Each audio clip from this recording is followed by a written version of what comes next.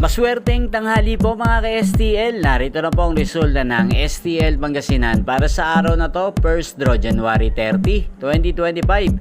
Araw ng Huwebes. Naway ang mga natayaan nyo pong mga numero kanina ay manalo nawa ngayong tanghaling ito, 12 PM. Kaya kunin nyo na po ang inyong mga tickets. Narito na po ang resulta. Ang mga numerong nanalo sa STL Pangasinan ngayong tanghaling ito, January 30, 2025. 12 PM. First draw result 23 at 2 in exact order sa lahat po ng tumaya kanina sa STL Pangasinan para sa first draw ng 23 at 2. Congrats po sa inyo. Panalo po kayo again. 23 at 2. At ngayong tanghaling ito sa STL Pangasinan, atin pong i-shoutout si Ate Lorinda ng Pangasinan. Shoutout po sa inyo Ate Lorinda.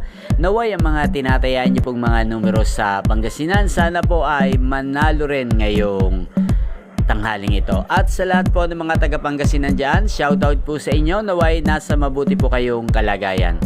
Inyo pong napanood ang resulta ng STL Pangasinan sa channel na to, Roderick Hernandez TV.